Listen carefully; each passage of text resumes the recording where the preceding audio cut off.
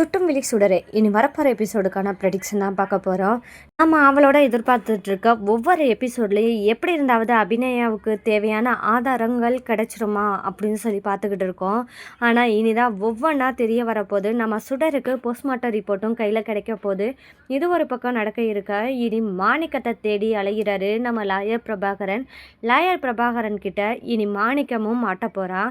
இந்த இடத்துல lawyer பிரபாகரனுக்கு postmortem ரிப்போர்ட்டை பற்றின உண்மையும் தெரிய வரப்போகுது. இது ஒரு பக்கம் இருக்க, நம்ம வெற்றிக்கு ஒவ்வொன்றா தெரிய ஆரம்பிக்குது. நம்ம சுடர் யார் மேலே அதிக பாசம் வச்சுருக்கானா, அபி மேலே தான் அதிக பாசம் வச்சுருக்கா. அபி இல்லைன்னா சுடர் இல்லை அப்படின்ற ஒரு நிலைமையில தான் இருக்கா சுடர் அப்படின்றத இனி வெற்றி புரிஞ்சுப்பாரா. யாருக்காக இல்லைனாலும் நம்ம சுடருக்காகவாது கண்டிப்பாக அபியை வெளியே எடுக்கணும் அப்படின்னு சொல்லிட்டு முடிவு பண்ணி அபிக்கு என்னென்ன ஆதாரங்கள் தேவையோ அதெல்லாம் ரெடி பண்ணுறதுக்காக இனி மாணிக்கத்தை கண்டுபிடிக்கிறதா ஒரே வழி அப்படின்னு சொல்லிட்டு இனி வெற்றியும் மாணிக்கத்தை தேட ஆரம்பிப்பாரா. இதனால் வெற்றிக்கு உண்மை தெரிய வருமா அப்படின்றதாங்க இனி வரப்போகிற எபிசோடில் அடுத்தடுத்த ட்விஸ்ட்டாக இருக்க போது. இந்த மாதிரியான சுவாரஸ்யங்களை நீங்கள் தெரிஞ்சுக்கணுன்னா மறக்காமல் நம்ம சேனலை சப்போர்ட் பண்ணி ஆதரவு தெரிவிங்க. நாளைய எபிசோடுக்கான ப்ரெடிக்ஷன் தான் இப்போ பார்க்க போகிறோம், வாங்க பார்க்கலாம். நம்ம வெற்றி எப்படி இருந்தாவது தன்னோட பொண்ணுக்கு ரத்தம் கொடுத்தே ஆகணும் அப்படின்னு சொல்லிட்டு அவர் பிளான் பண்ண மாதிரியே தன்னோட பொண்ணுக்கு ரத்தமும் கொடுத்துட்டாரு. இந்த இடத்துல ரொம்பவே ஹாப்பியாக ஃபீல் பண்ணுறாரு. இப்போ தான் வெற்றி புலிக்கிட்ட சொல்கிறாரு, என்னதான் இருந்தாலும் என்னோட பொண்ணுக்கு ரத்தம் தான் போய் சேரணும்னு சொல்லிட்டு கடவுளே விதிச்சிருக்காரு போல். அதுபடியே நடந்திருக்கு. என்னோட பொண்ணு சரியானா போதும் அப்படின்னு சொல்லிட்டு புலிக்கிட்ட சொல்கிறாரு. வெற்றிக்கிட்ட, இங்கே பாருடா வெற்றி, சுடர் பாப்பாவுக்கு எதுவுமே ஆகாது, நல்ல சரியாக குணமாகி உங்ககிட்ட வந்து கேப்டன் அங்கிள்னு சொல்லிட்டு திரும்பவும் வரதான் போகிறா, நீயும் பார்க்க தான் போகிற வெற்றி. இப்போ வா கிளம்பலாம், இதுக்கு மேலே இங்கே இருந்தோம்னா அப்போ ரொம்பவே நம்மளுக்கு ரிஸ்க்காக போயிடும் அப்படின்னு புலி நினச்சி வா வெற்றி கிளம்பலாம் அப்படின்னு சொல்லி வெற்றியை கூப்பிட்டு போகிறாரு. வெற்றி அப்போ தான் சொல்கிறாரு, இல்லை புலி இதுகளோட முடிஞ்சிடுச்சுன்னு நினைக்கக்கூடாது, வா கோயிலுக்கு போகலாம் அப்படின்னு சொல்லிட்டு அங்கே ஒரு வேண்டுதல் இருக்குது, சுடருக்காக பண்ணணும்னு நான் ஆசைப்பட்றேன் அப்படின்னு வெற்றி சொல்கிறாரு. சரி அதையும் தான் பண்ணலாம், வா வெற்றி போகலாம் அப்படின்னு சொல்லி புலி சொல்கிறாரு. அப்போ ரெண்டு பேருமே சேர்ந்து தான் கோயிலுக்கு போகிறாங்க. அங்கே வெற்றி தன்னோட பொண்ணான சுடருக்காக கஷ்டப்பட்டு வேண்டுதல் வச்சு அங்க பிரதட்சணையும் பண்ணுறாரு. இந்த இடத்துல தான் நம்ம சுடர் ரொம்பவே க்யூர் ஆகி வரப்போகிறாங்க. இந்த மாதிரி ஒரு சூழ்நிலை இருக்கும்போது தான் நம்ம சண்முகம் என்ன நினைக்கிறாருன்னா, சுடர் நல்லபடியாக குணமாகி வந்தால் கோயிலுக்கு போகலாம் அப்படின்னு சொல்லிட்டு ஒரு வேண்டுதல் வைக்கிறாரு நம்ம சண்முகம். இந்த மாதிரி இருக்கிற நேரத்தில் தான் நம்ம சுடர் வீட்டுக்கு வந்துடுறான். வீட்டுக்கு வந்ததுமே சண்முகம் பிளான் பண்ண மாதிரி கோயிலுக்கு போகலாம் அப்படின்னு சொல்லிட்டு சுடரை கூப்பிட்டுட்டு கோயிலுக்கு கிளம்புறாரு. இந்த தருணத்தில் தான் வெற்றி சுடரை பார்க்கணும் அப்படின்னு சொல்லிட்டு முயற்சி பண்ணுறாரு. அது மட்டும் இல்லாமல் சுடரை பார்க்குறதுக்கு முன்னாடி சுடருக்கு பிடிச்ச பொருட்கள் எல்லாம் வாங்கி கொடுக்கணும் அப்படின்னு சொல்லிட்டு வெற்றியும் நினைக்கிறாரு. அதனால் சுடருக்கு பிடிச்ச பொருளான கம்மலையும் பாவாடை சட்டை பட்டுப்பாவாடை சட்டையும் எடுத்து கொடுக்கலான்னு சொல்லிட்டு ஆசையாக வாங்கிட்டு சுடரை பார்க்க கிளம்பி போகிறாரு. சுடர்கிட்ட நான் தான் உன்னோட அப்பா அப்படின்னு சொல்லிட்டு ஆசையாக போகிறாரு.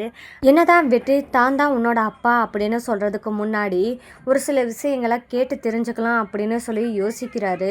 அப்போ தான் சுடர்கிட்ட, சுடர் உன்னோட அப்பா யாருன்னு தெரியுமா அப்படின்னு சொல்லிட்டு சுடர்கிட்ட வெற்றி கேட்குறாரு. அப்போ தான் சுடர் என்ன சொல்கிறாங்கன்னா, தெரியாதே கேப்டன் அப்படின்னு சொல்கிறாங்க. உன்னோட அப்பான்னு யாருன்னு நான் சொன்னால் கண்டிப்பாக நீயும் உன்னோட அப்பாவை ஏற்றுப்பியா அப்படின்னு சொல்லி கேட்குறாரு சுடர்கிட்ட. அப்போது யோசிக்கிறாங்க நம்ம சுடர், என்ன யோசிக்கிறா அப்படின்னு சொல்லிட்டு வெற்றி நினைக்கிறாரு. அப்போ தான் சொல்கிறா சுடர், இல்லை கேப்டன் நான் ஏற்றுக்க மாட்டேன் என்னோட அப்பாவை. ஏன் சுடர் என்னாச்சு, ஏன் உங்கள் அப்பாவை ஏற்றுக்க மாட்டேன் அப்படின்னு சொல்லிட்டு வெற்றி கேட்குறாரு. அப்போ தான் சுடர் பதில் சொல்கிறாங்க, இல்லை கேப்டன் நானும் எங்கள் அம்மாவும் ரொம்பவே கஷ்டப்பட்டிருக்கோம் என்னோடய அப்பாவால். 10 வருஷமாக எங்கள் அம்மா ஜெயில் தண்டனை அனுபவிச்சிருக்காங்க. அதுக்கு முழு காரணம் என்னோடய அப்பான்னு சொல்லி தான் எங்கள் அம்மா வளர்த்துருக்காங்க அப்படின்னு சொல்லிட்டு சுடர் சொல்கிறாங்க. இந்த வார்த்தையை கேட்டதுமே ரொம்பவே சோகமாகிறாரு. அது மட்டும் இல்லாமல் அதிர்ச்சி ஆகுறாரு நம்ம வெற்றி. அதே இடத்துல கோபமும் படுறாரு. எவ்வளோ தூரத்துக்கு என் பொண்ணை மறைச்சி இத்தனை வருஷமாக வளர்த்துருக்காளோ அவ்வளோ தூரத்துக்கு என் மேலே ஒரு தப்பான அபிப்பிராயத்தை உண்டு பண்ணி இப்போ என் பொண்ணு மனசில் விதைச்சி வச்சுருக்கா. இப்போ எப்படி சுடர்கிட்ட நான் தான் அப்பா அப்படின்னு சொல்ல முடியும் அப்படின்னு சொல்லிட்டு ரொம்பவே ஃபீல் பண்ணுறாரு. அதனால் வெற்றிக்கு இன்னும் கோபம் அபி மேலே தான் அதிகரிக்குது. இந்த இடத்துல பரவாயில்ல அப்படின்னு சொல்லிட்டு மனசை கல்லாக்கிக்கிட்டு சுடர்கிட்ட நான் தான் அப்பான்னு சொல்லாமல் கொஞ்சம் நாளைக்கு மறைச்சி வைக்கிறதா நல்லது அப்படின்னு யோசிக்கிறாரு வெற்றி. இருந்தாலும் வெற்றி என்ன பண்ணுறாரு, தன்னோட மகள்கிட்ட ஒரு தகப்பனா எந்த அளவுக்கு பாசம் காமிச்சு வளர்க்க முடியுமோ அதுக்கு மேலேயே நான் வளர்க்கணும். இந்த 10 வருஷம் அப்பா கிட்ட இருக்கிற பாசத்தை அனுபவிக்காத சுடருக்கு நானும் எந்த அளவுக்கு தன்னோட பொண்ணை இழந்திருக்கேன், தன்னோட பொண்ணுக்கோட அன்பையும் பெற முடியாமல் தவிச்சிட்டு இருந்தேனோ அந்த ஒட்டுமொத்த அன்பையும் நானும் கொடுக்கணும். பெத்த மகளா ஒரு தகப்பனு மேலே எந்த அளவுக்கு அன்பு வைப்பாங்களோ அதே அன்பை என் பொண்ணானா சுடரும் என் மேலே வச்சிருக்கணும் அப்படின்னு யோசிக்கிறாரு. அதுக்கான சூழ்நிலையை கண்டிப்பாக நம்ம உருவாக்கிக்கிட்டே இருப்போம் அப்படின்னு நினைக்கிறாரு வெற்றி. அப்போ தான் வெற்றி சுடர்கிட்ட கேள்வி கேட்குறாரு. ஏன் சுடர், உன்னோட அம்மா ஃப்ரெண்டு ஏன் ஜெயிலுக்கு போயிட்டாங்க? உண்மையை சொல்லு, உங்கள் அம்மா ஃப்ரெண்டு கண்டிப்பாக தப்பானவங்க தானே, அதனால தானே ஜெயிலுக்கு போயிருக்காங்க அப்படின்ற மாதிரி கேள்வி கேட்குறாரு.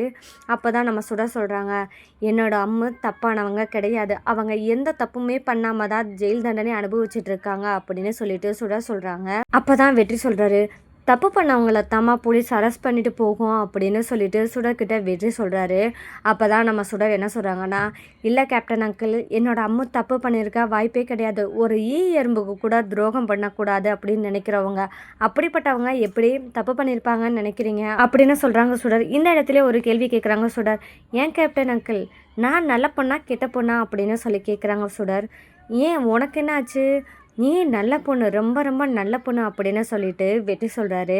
அப்படியே அங்கிள், அப்படி இருக்கும்போது என்னோட அம்மா வளர்த்த பொண்ணு தான் நான், அவங்க மாதிரி தானே நான் இருப்பேன் அப்படின்னு சொல்லி சுடர் சொல்கிறாங்க. நான் நல்ல பொண்ணுன்னு நீங்கள் சொல்கிறீங்களே, அந்தளவுக்கு என்னை வளர்த்து விட்டு ஆளாக்கினதே என்னோட அம்மு தானே, அப்போ அவங்க எப்படிப்பட்டவங்களா இருப்பாங்கன்னு உங்களுக்கு தெரியலையா அப்படின்னு சொல்லிட்டு சுடர் சொல்கிறாங்க. என்னோட அம்மா எனக்கு வேணும், என்னோட அம்மா கண்டிப்பாக திரும்பவும் வந்துடுவாங்க அப்படின்ற நம்பிக்கை எனக்கு இருக்குது அப்படின்னு சுடர் சொல்கிறாங்க. என்னாச்சு, ஏன் இப்படி சுடர் பேசுகிறா, அப்போது அபி தப்பு பண்ணியிருக்க மாட்டாளோ, இதில் ஏதோ தப்பு மறைஞ்சிருக்கோ அப்படின்னு சொல்லி யோசிக்கிறாரு வெற்றி. உண்மையை சொல்லப்போனால் சுடர் சொல்கிறது தான் கரெக்டு. அவள் தப்பானவளாக இருந்தால் என்னோட பொண்ணாக இருக்கிற சுடரை எப்படி அவள் தப்பாக வளர்த்துருக்க முடியும், அவளோட தான் வளர்ந்துருக்கா, அப்படி இருக்கும்போது சுடர் தப்பானவளாக தானே இருந்திருக்கணும். அப்படி இல்லாமல் நல்ல பொண்ணாக இவ்வளோ தூரத்துக்கு பாசமான பொண்ணாக வளர்ந்துருக்கானா கண்டிப்பாக உண்மையை சொல்லப்போனால் அபியோட குணம்தான் இவகிட்டேயும் இருக்குது. இவளோட குணத்தில் தான் நான் அபியவே பார்க்குறேன். அப்படி இருக்கிற இடத்துல கண்டிப்பாக அபி தப்பு பண்ணியிருக்க மாட்டான்னா கண்டிப்பாக ஏதாவது ஆதாரங்கள் இருக்க வாய்ப்பு இருக்குது. நம்ம முதல்ல பார்வதி அக்காவை கொலை பண்ணதுக்கு என்ன ஆதாரம் இருக்குது அபிக்கு எதிராக அப்படின்னு சொல்லிட்டு நம்ம பார்க்கணும். அபி தப்பு பண்ணலைன்னா கண்டிப்பாக ஏதாவது ஒரு ஆதாரம் கண்டிப்பாக கிடைக்கும் அப்படின்னு யோசிக்கிறாரு வெற்றி. நம்ம அதை முயற்சி பண்ணுவோம் அப்படின்னு யோசிக்க போகிறாரா அப்படின்றது அங்கே நீ வரப்போகிற எபிசோடில் ட்விஸ்ட்டாக இருக்க போகுது.